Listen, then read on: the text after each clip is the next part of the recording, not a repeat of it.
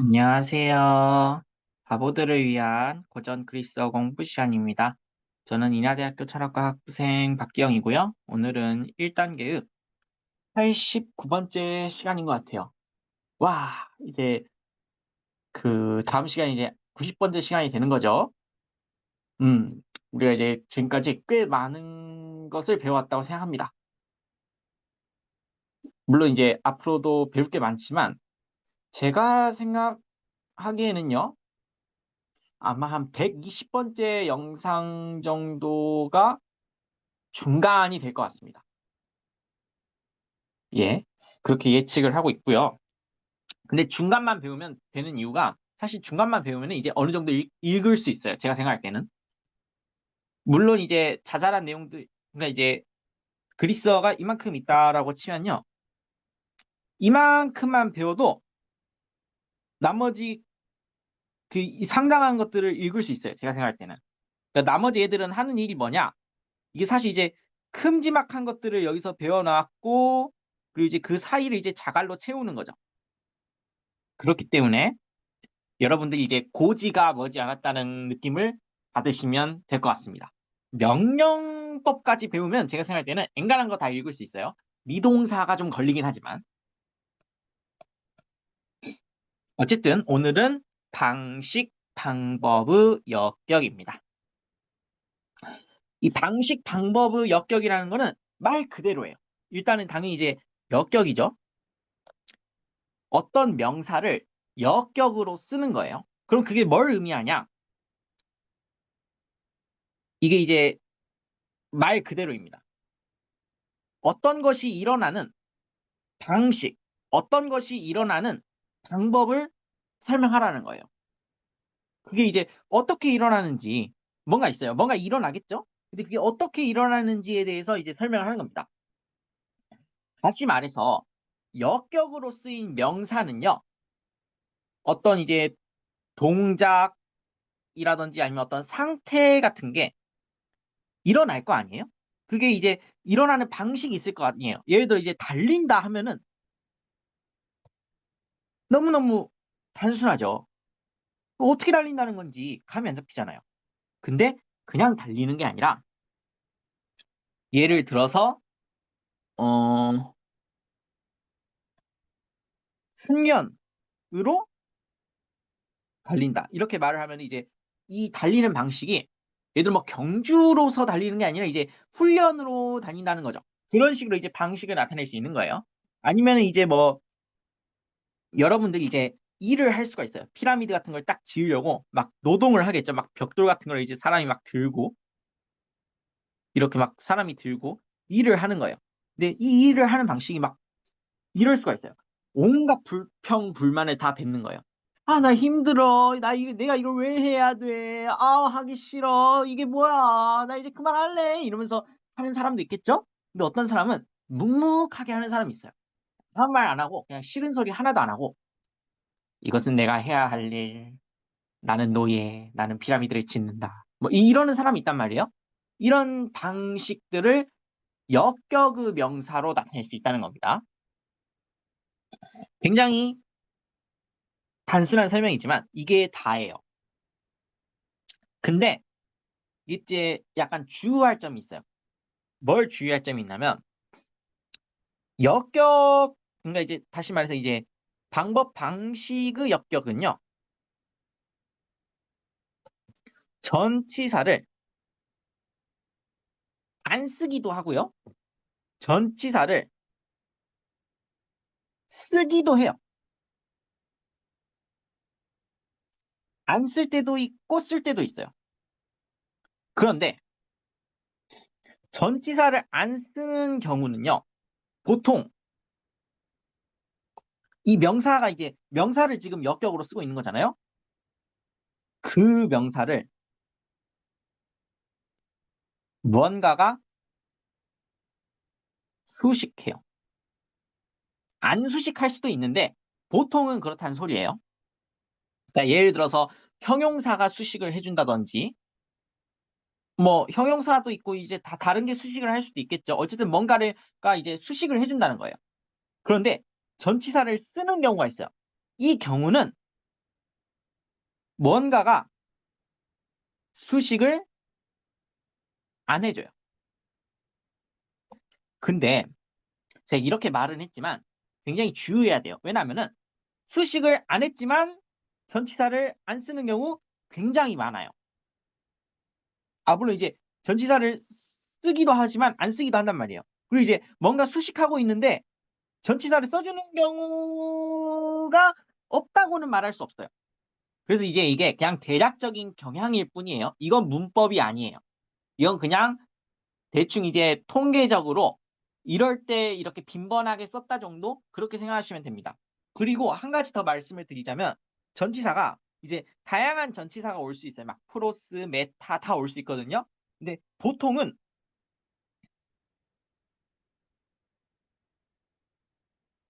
쉰을 많이 써요. 그러니까 이제 쉰이라는 전치사를 우리가 배웠었죠. 그거 이제 쉽게 말하면 위드잖아요. 근데 이제 이 쉰이라는 전치사가 이 방식, 방법의 역격에 유달리 많이 쓰입니다.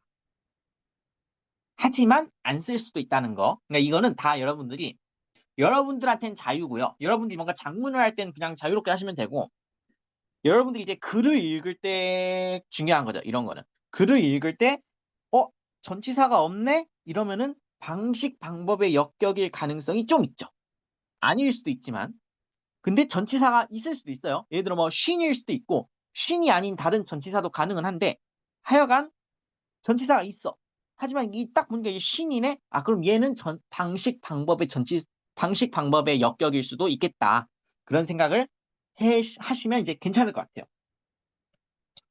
그리고 이제 단어를 하나 말씀을 드려야 되는데,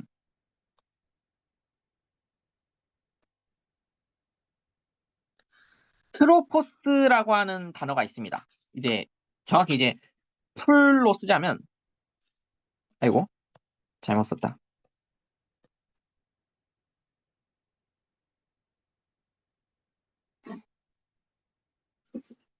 트로포스, 트로프, 호라는 단어인데요. 이 단어의 뜻이 뭐냐? 방법, 방식 등등등. 이게 뜻이에요. 그러니까 이제 영어로 치자면 이게 딱 way 정도 되거든요. 그러니까 이제 way가 이제 길이잖아요. 그러니까 이제 딱 그 정도의 의미를 가지고 있어요. 근데 제가 이 단어를 갑자기 왜 소개해 드렸냐면 그렇잖아요. 이게 이제 방식 방법의 역격이잖아요. 그러니까 이제 물론 이제 다른 명사를 써도 되겠지만 트로포스라는 단어를 좀 많이 써요. 이 경우에. 여러분들이 이제 예문을 봐도 좀 자주 보일 거라고 생각을 해요. 그래서 이 단어는 알아두면 괜찮을 것 같아요. 자, 이제 예문을 봐야겠죠?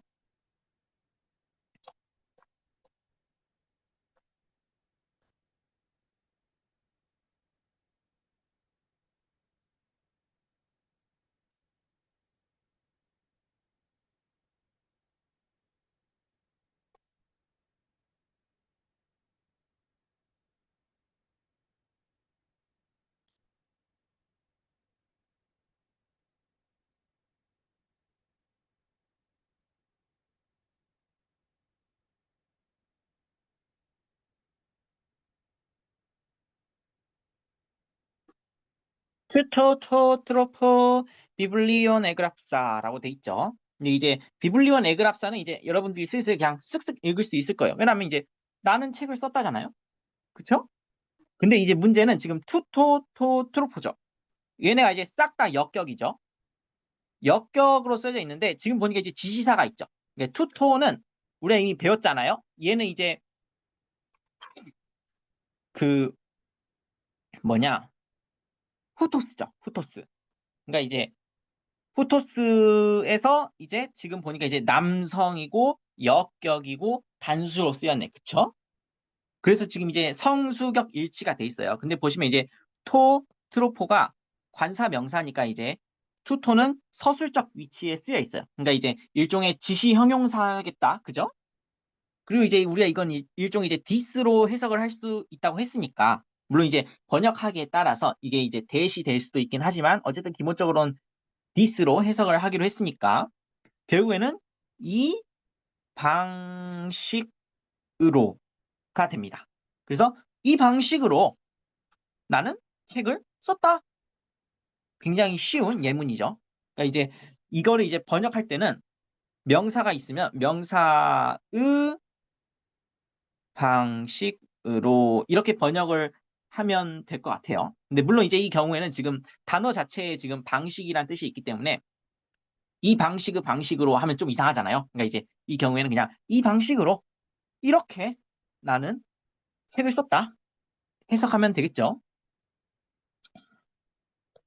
근데 이제 방금 이 경우는 지시 형용사였잖아요. 근데 지시 형용사가 아니더라도 다양한 형용사들이 같이 쓰일 수 있어요.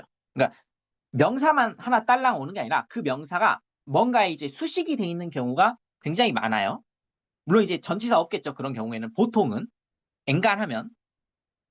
그래서 이제 그냥 명사를 하나 딸랑 쓸 수도 있고 명사에다가 수식을 해줄 수도 있는데 하여튼 이제 다 가능합니다. 예문을 또 이제 보면은 호의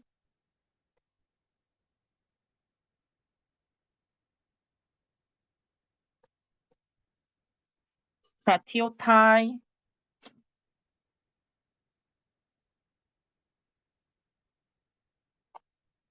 이렇게 안 써져. 시계 이게 이제 장음이고 서컴플렉스 악센트 붙어 있고요. 시계 에이스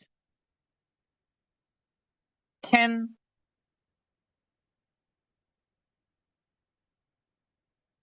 내 손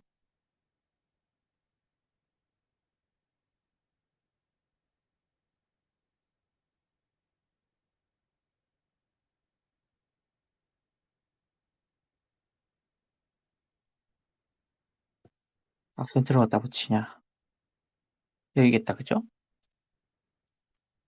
호이 스트라티오타이 시계 에이스 텐 내 손 FM 프테산 이렇게 돼 있습니다. 이제 여러분이 이제 호이 스트라티오타이 에이스 텐 내 손 FM 프테산 여기까지는 굉장히 이제 쉽게 해석을 하실 거예요. 이제 그 병사들이 보내졌다는 거죠. 어디로 보내졌냐? 이제 그 섬으로 보내졌다는 거죠. 여기까지 이제 너무 쉬웠어요. 근데 다만 시계라고 하는 단어가 좀 걸리죠. 아, 근데 이게 시계라는 단어를 안 배웠을 수가 있겠구나. 시계라는 단어가 이게 굉장히 중요한 단어인데, 아, 물론 저한테는 중요해요. 여러분은 모르겠지만, 저는 이제 철학이랑 종교를 공부하고 있기 때문에 시계라는 단어가 굉장히 중요합니다. 어쨌든 이 시계라고 하는 단어는 쉽게 말해서 침묵이에요. 침묵, 말 없는 거죠, 한마디로. 그러니까 이제 그 병사들이 지금 정관사를 썼으니까 그 병사들이가 좀 낫겠죠. 그 병사들이 섬으로 보내졌다. 인데 보내지는 방식이 여러 가지가 있을 수가 있죠. 그렇죠? 왜냐하면 이제 보내긴 보내는데 막 웃고 떠들고 막 그렇게 보낼 수도 있죠. 야, 저 군인들 다 보내버려! 이럴 수가 있죠. 근데 반면에 이제 말없이 보내는 것도 가능하잖아요. 그러니까 이 경우에는 시계라는 게 이제 이게 방식의 역격으로 쓰였는데 그러면 이제 이 동작에 대해서 주는 정보는 말없이 보냈다가 되겠죠. 그러니까 이걸 이제 침묵의 방식으로 이런 식으로 번역하면 되고 하면 이제 침묵으로. 근데 이제 이렇게 말을 하면 좀 딱딱하죠. 그러니까 이제 쉽게 말해서 말없이 보냈다 뭐 이렇게 하면 보내졌다 이렇게 하면 되겠죠. 그렇게 이제 번역을 해주면 되겠습니다. 사실 이제 이건 이제 본 내용은 아니고요. 잡담인데요. 이 시계라는 단어는 굉장히 중요한 단어예요. 왜 중요하냐면 잡담입니다. 지금부터 잡담이에요. 갑자기 왜 잡담이 하고 싶어졌냐면 저는 혼자 떠들고 있기 때문에 혼자 이렇게 말을 하다 보면은 별 소리가 다 하고 싶어져요. 이 여러분들이 어떻게 생각하실지 모르겠지만은 철학이랑 종교는 생각보다 가깝습니다. 근데 왜 가깝냐면 여러분들이 이제 약간 그런 거 보신 적 있으실 거예요. 다단계 같은 거. 다단계 아니면 막 유사과학 이런 거 있죠. 그런 사람들이 뭘 팔아요? 막 음이온 매트 이런 거 팔죠. 그리고 또 이제 뭘 파냐면 막 뭐 양자 비누 이런 걸 팔아요. 이 이제 한마디로 뭐예요? 사기꾼이죠, 사기꾼. 근데 이 사람들은 이제 사기꾼이 맞아요. 말도 안 되는 거 팔고 있죠. 근데 곰곰이 생각해보면 이 음이온이란 거 뭐예요? 이거는 이제 과학 용어죠. 이제 화학에서 쓰는 용어잖아요. 그러니까 이제 음이온이라는 건 이제 간단히 말해서는 전자죠, 전자. 아, 이게 이제 다시 말해서 이제 전자가 갖다 붙은 거죠. 그래서 이제 원래 이제 원자라는 게 이제 원래는 중성을 띠고 있었는데 이 중성을 띠고 있는 원자에 지금 이제 뭐냐 어떤 원자들은 이온화를 잘 된 애들이 있죠. 그쵸? 그래서 이제 원자가 이제 중성이었는데 이온화되면 이제 전자를 얻잖아요.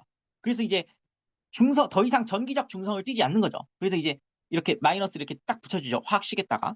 그걸 이제 음이온이라고 하잖아요. 그리고 이제 양자는 뭐예요? 양자라는 걸 쉽게 말해서 이제 이산적이라는 거죠. 그쵸? 이제 뭐 저는 이제 전자공학과입니다만은 전자공학과에 들어오면 이제 우리가 양자역학 같은 거를 조금 배우죠. 많이 배우진 않고 이제 조금 배우죠. 맛만 보죠. 근데 이제 이럴 때 이제 양자역학에서 뭘 배우냐면은 아, 이 세상이 연속적이지가 않구나. 이산적이구나. 이런 걸 다 배워요. 그러니까 이거는 사실 어떻게 보면은 굉장히 엄격한 자연과학 언어들이에요. 근데 이제 별 관련은 없지만 이런 언어들을 똑 떼어가지고 이제 가져오죠. 사기꾼들이. 그래서 막 음이온 매트니 양자 비누니 아니면 막 무슨 물은 답을 알고 있다 이런 데서 막 보면은 막 물 결정 뭐 이런 거 막 팔잖아요. 막 육각수 뭐 이런 거. 근데 이것들도 이제 사실 생각해 보면은 다 과학 용어를 가져와서 물론 이제 과학 용어를 가져오긴 하지만 제대로 가져오진 않죠. 그냥 아무거나 갖다 파는 거죠. 이런 경우가 이제 고대에도 있었다는 거예요. 왜냐하면 이제 고대 사람들한테 엘리트 학문으로 뭐가 있어요? 철학이죠, 철학. 철학도 있고 막 의학도 있고 별게 다 있어요. 철학, 의학, 천문학 이런 거. 사실 옛날에 이제 천문학이랑 점성술을 그렇게 엄격하게 구분하지 않았지만 어쨌든 그런 게 있어요. 철학이 이제 여러 가지가 철학이 있겠지만은 보통 철학이라고 하면은 플라톤주, 아리스토텔레스주, 스토아주 이 세 개가 거의 다 먹습니다. 나머지는 뭐 그렇게 세력이 크지 않았고 보통 이 세 개 중에 하나였어요. 근데 여기서 쓰는 이제 전문 용어 있잖아요. 전문 용어를 이제 종교하는 사람들 있죠. 종교하는 사람들이 막 갖다 써요. 근데 이 종교도 엘리트 종교가 있고 좀 덜 떨어졌다고 말하면 안 되죠. 이게 이제 쉽게 말해서 이제 좀 민중들의 부적, 주술 이런 거 있죠. 그런 데에서도 이런 전문 용어 같은 걸 되게 많이 갖다 쓴단 말이에요. 그래서 이제 심지어는 어떤 용어도 쓰냐면 이게 이제 나름 전문적인 학술 용어인데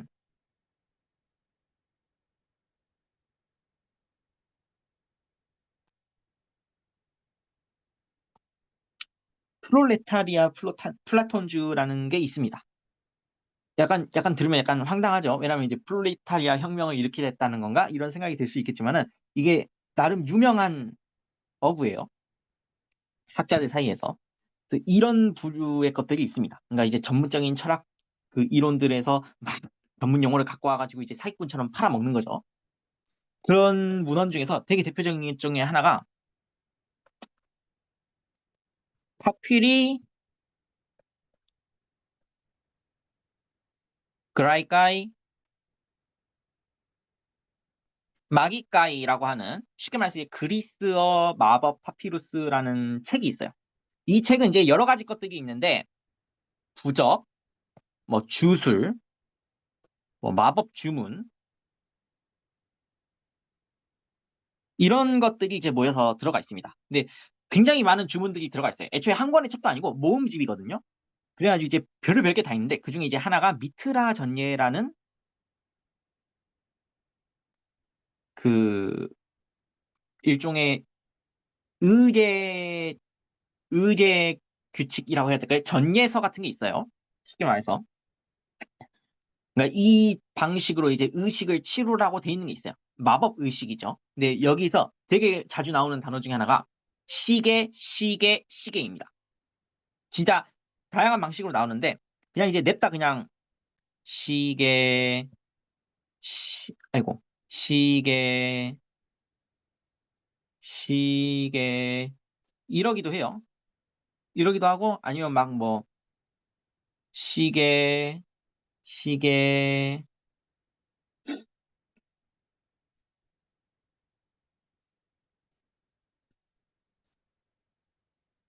로고스 막 이러기도 하고 막 이제 다양한 방식으로 이제 하는데 시계라는 단어가 되게 많이 나와요. 이제 침묵, 침묵, 침묵 혹은 침묵, 침묵, 침묵의 말 막 이런 식으로 나와요.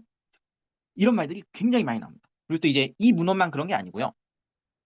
또 이제 굉장히 유명한 문헌 중에 이제 칼데아 신탁이라는 게 있어요. 칼데아 신탁에도 이제 침묵이라는 단어가 정말 많이 나옵니다. 물론 이제 칼데아 신탁에는 침묵을 본격적으로 나오는 문헌은 아닌데 아무튼 침묵이라는 단어, 시기라는 단어가 정말 징할 정도로 많이 나와요. 그리고 이제 또 이건 이제 전문 철학 서적인데요. 알키노스라는 사람이 있어요. 이게 이제 알비노스라는 사람이랑 조금 이제 혼동이 있긴 한데 이 사람이 쓴 책 중에 디다스 칼리코스라는 책이 있어요. 이 책에는 이 침묵이라는 단어 자체가 나왔던 건 저는 정확히 기억이 안 나는데 말하지 않는 것의 중요성에 대해서 굉장히 열심히 설명을 합니다. 그리고 이제 이건 이제 전문 철학서적이잖아요. 플로티노스라는 사람이 엔네아데스라는 책도 썼는데 여기에도 이제 말하지 않는 것, 침묵, 시계라는 것이 정말 징할 정도로 나옵니다. 그리고 이제 그 외에도 굉장히 다양한 책들이 있어요. 예를 들자면 이제 알렉산드리아의 필론이라는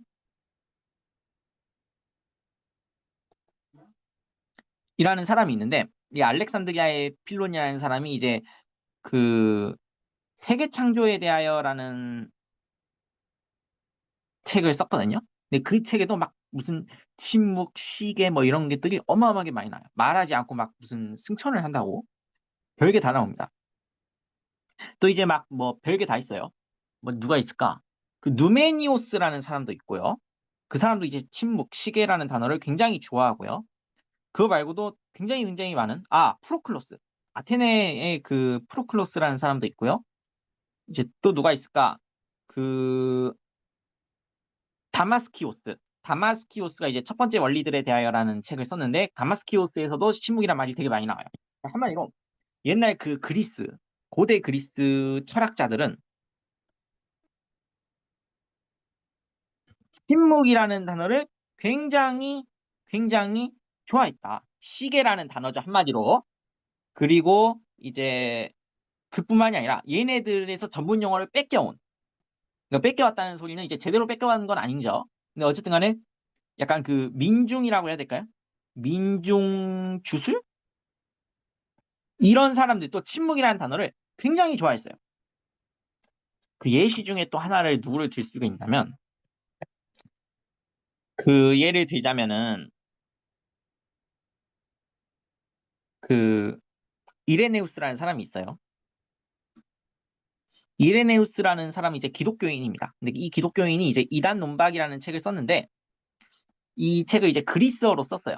근데 안타깝게도 이제 그리스어가 소실됐고요. 라틴어 번역본만 누가 번역한 건지도 몰라요. 라틴어 번역본만 남아 있습니다. 근데 그리스어로 남아 있는 부분이 몇 개 있어요. 근데 그 중에 하나가 뭐냐면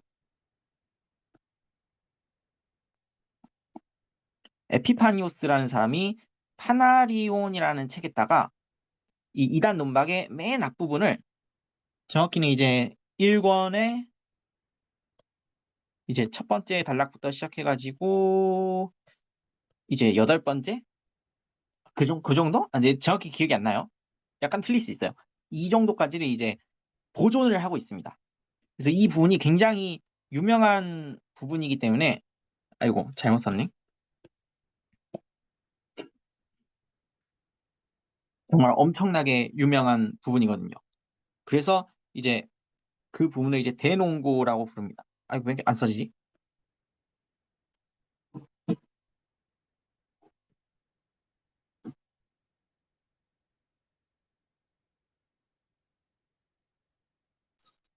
선, 선, 선이,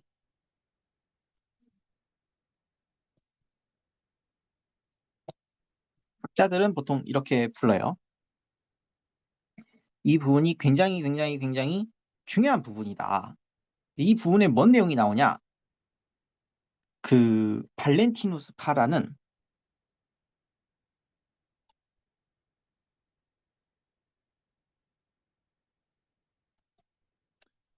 쉽게 말하면 이제 기독교의 그 아류 정도 되는데요. 발렌티누스파 영지주의라고 하는 게 있습니다. 그 발렌티누스파 영지주의의 그 첫 번째 창시자는 발렌티누스고요. 그 직계 제자 중에 한 명이 이제 프톨레마이오스라는 사람이거든요. 근데 프톨레마이오스 당사자는 아니고 프톨레마이오스를 추종한 사람들이 만든 일종의 철학이라고 해야 되나? 이거 기독교라고 해야 되나? 아무튼 그런 체계가 하나 있어요. 그 체계, 그러니까 굉장히 대중적인 프톨레마이오스의 추종자들의 대중적인 종교 철학 체계에 대해서 요약해 놓은 부분이 이 그엉드 노티자인데 이 내용이 좀 복잡하긴 하지만 그맨 앞부분만 잠깐 소개를 하면은 침묵이라는 애가 있어요. 그리고 아니 침묵이 나오면 안 되지. 내가 갑자기 뭔 소리를 했어. 침묵이 아니고 시면이에요. 시면. 시면이라는 애가 있어요. 그리고 침묵이라는 애가 있어요. 이게 이제 최고신의 두 부분을 이루고 있어요. 살짝 침묵이 낮긴 한데 어쨌든 두 부분을 이루고 있어요. 그래서 얘네들이 일종의 짝을 구성하고 있어요. 그리고 이 최고신으로부터 이 세상 만물들이 다 파생이 되는 거예요. 신적인 측면이든 아니면 이제 좀 열등한 물질적인 측면이든 그런 이제 신학을 펼칩니다. 근데 자세히 보면은 시면이랑 침묵이랑 나눠놓긴 했지만 어쨌든 간에 중요한 건 뭐예요? 이 침묵이 이제 시계거든요.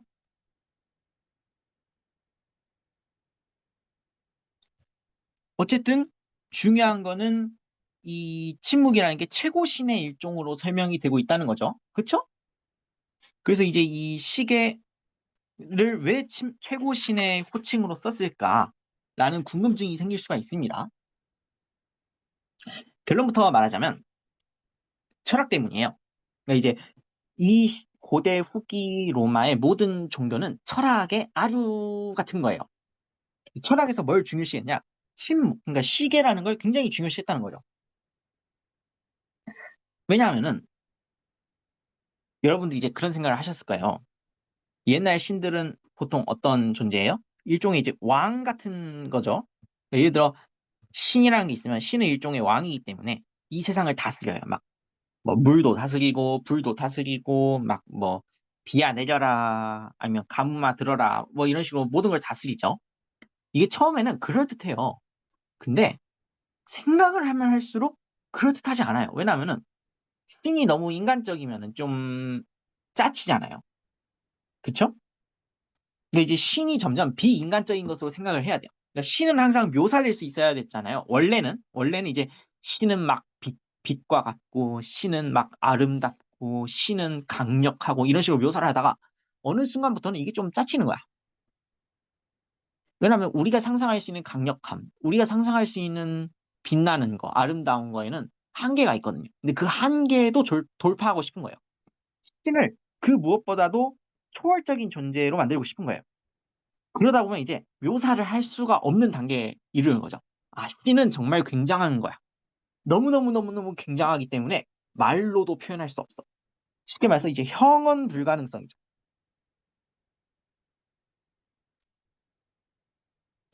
다르게 말해서 형용 불가능성이죠.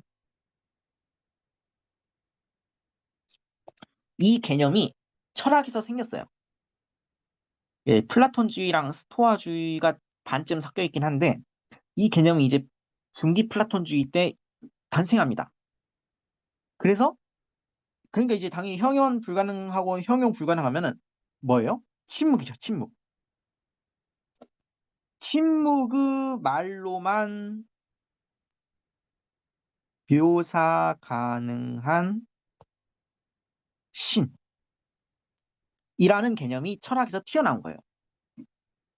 그러다 보니까 이제 철학의 아류 있죠. 이제 왜냐하면 이제 당시의 철학은 엘리트 학문이란 말이에요. 그러니까 너무너무 사람들이 막 공부를 하고 싶을 때는 철학을 공부한단 말이에요.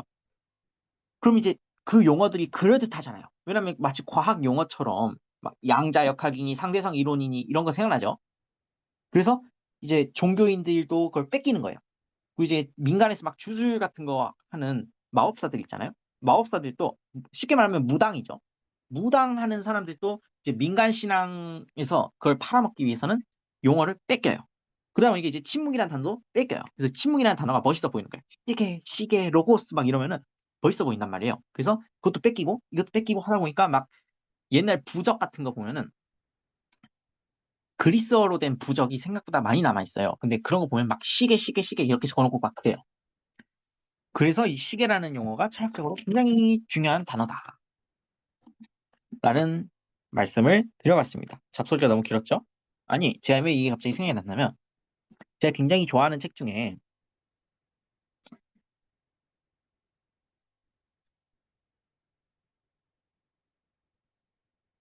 이게 아닌데 철자가 틀렸죠? 테스티지에르라는 사람이 있어요. 잠깐만, 이것도 철자가 틀렸는데? 아니, 안 틀렸구나. T예요, T. 안드레장 페스티지에르라는 분이 계신데 그분이 이제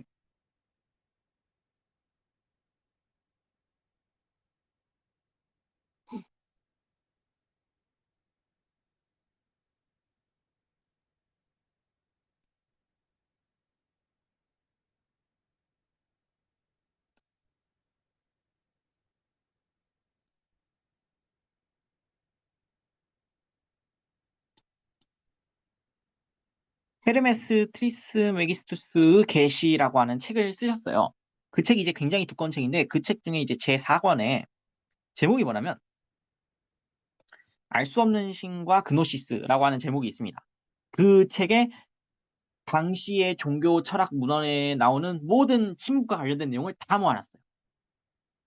한번 읽어보시면 제가 생각할 땐 좋아요. 이게 기독교 공부하시는 분들도 한번 읽어보면 괜찮다고 생각하는 게 생각보다 그 당시 기독교인들이 철학을 많이 공부했기 때문에 그래서 뭐 예를 들어서 이제 기독교 이단들도 많이 공부했어요. 예를 들어 뭐 세파 영지주의 논고라고 해가지고 막 조스트리아노스, 알로게네스, 세비석 아니면 뭐 그 마르사네스 이런 이제 이단 쪽 문헌에서도 많이 나오지만은 마리우스 빅토리누스라고 요즘은 잘 알려져 있진 않지만 굉장히 유명한 기독교 교부가 있는데 마리우스 빅토리누스가 이런 걸 되게 좋아했습니다. 침묵 같은 거를.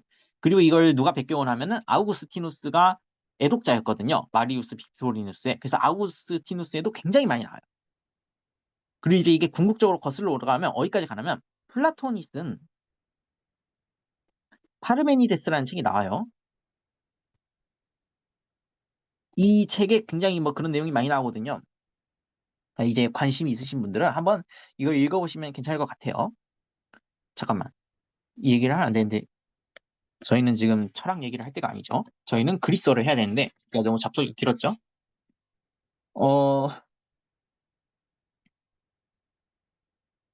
다른 예문을 한번 볼게요. 그러니까 이제 지금까지 본 거는 전치사가 없는 경우였죠. 근데 전치사가 올 수도 있어요. 특히 제일 많이 나오는 전치사가 쉰이에요.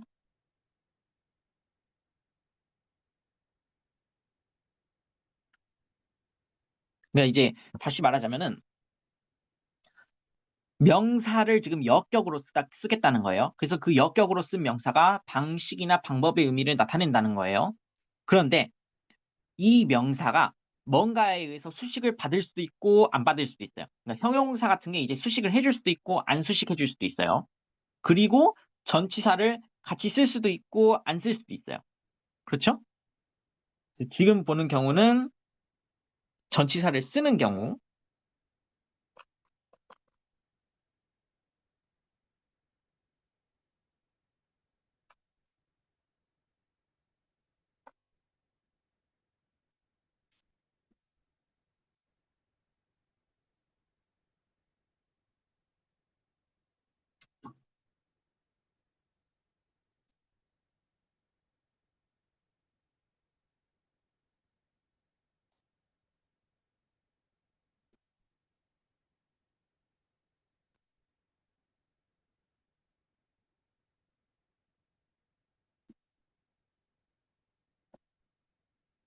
쉰 디케 에펜프테산 에크테스 코라스 호이 폴레미오이. 그러니까 폴레미오스라는 게 저그 어린 뭐 그런 뜻이었잖아요. 근데 이거를 지금 형용사를 명사처럼 쓴 거죠. 그럼 그냥 적이죠. 그래서 그 적들이 이제 코라가 이제 땅이잖아요. 정확히 이제 땅에 있는 어떤 영역을 나타낼 수도 있고 한데 어떤 그 영역이 있고 그 영역으로부터 나오는 거죠. 지금 에크니까 이제 프롬이잖아요. 쉽게 말해서. 그래서 그 땅으로부터 그 이제 땅 밖으로 지금 약간 멀어지는 분리의 느낌을 주고 있습니다. 하여간 보내졌다는 거죠. 보내졌는데 그 보내지는 방식이 쉰 디케, 그러니까 정으로서 뭐 그런 거죠. 그러니까 이제 보내지는 방식, 방법이 정의 방식으로, 정으로서, 정으로서 뭐라고 해야 될까? 정의롭게, 정의롭게 보내졌다. 이렇게 해석을 하면 되겠죠. 그러니까 이게 방식, 방법의 역격은 사실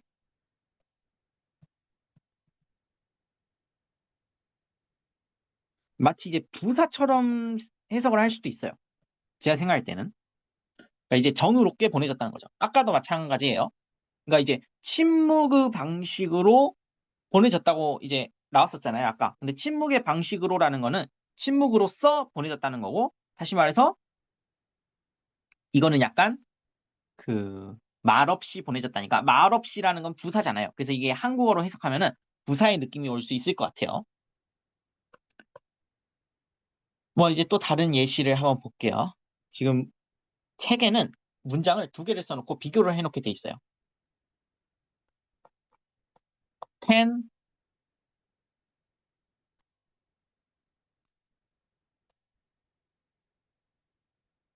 대필한 하고 여기 뭔가 들어가요.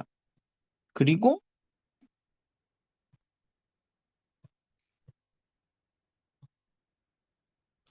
이렇게 미완료죠. 잠깐만, 악센트를 여기 찍죠. 그리고 이제 중간에 뭐가 들어가냐면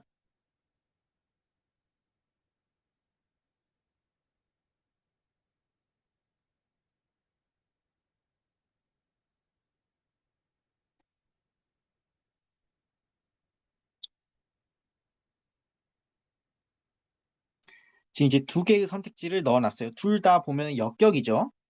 둘 다 보면 이제 전치사가 없고 그냥 시계 아니면은 포플로이스 이렇게 돼 있어요. 그리고 이제 일단 해석을 해보면은 텐, 게피란, 에필라톤 이렇게 돼 있는데 한마디로 그들이 지키는 중이었다는 거죠. 미완료니까 이제 그 계속 진행, 반복 뭐 그런 해석을 해야겠죠. 그래서 그들이 지키곤 했다. 그 다리를.